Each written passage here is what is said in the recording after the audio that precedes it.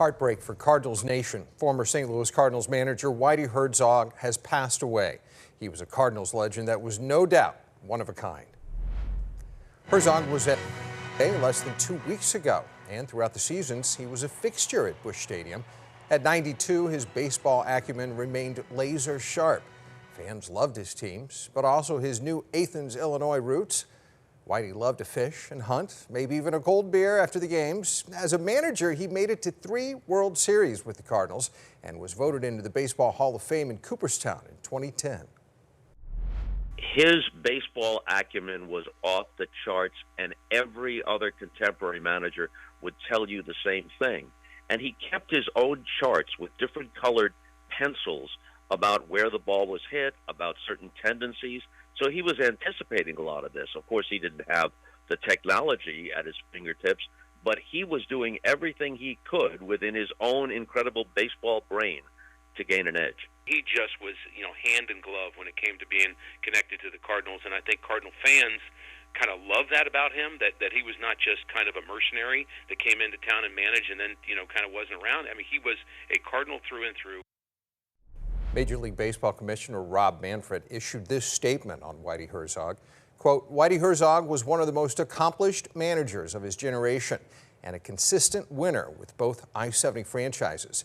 He made a significant impact on the St. Louis Cardinals as both a manager and a general manager, with the Kansas City Royals as a manager, and with the New York Mets in player development.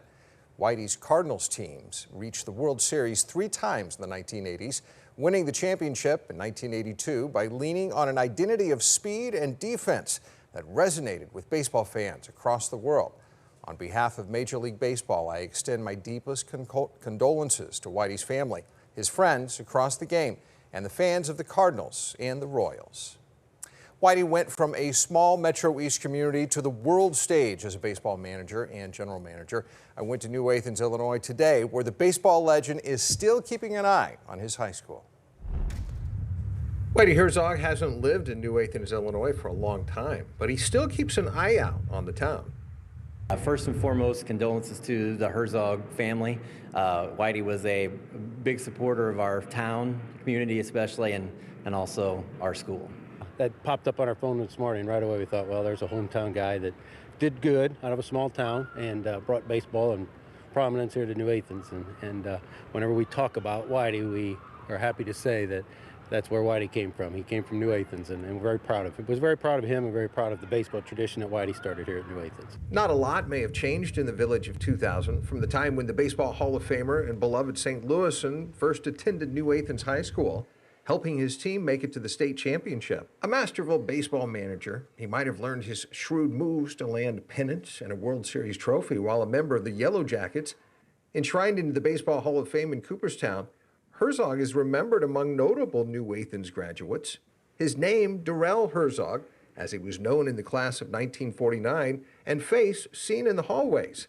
He played baseball on a team that was the state runner-up in 1948. Definitely anyone who grew up in this area knew all about him and was a great, we all took a sense of pride in the fact that he came from a small community and did a lot of great things in his life, and also never forgot about where he came from.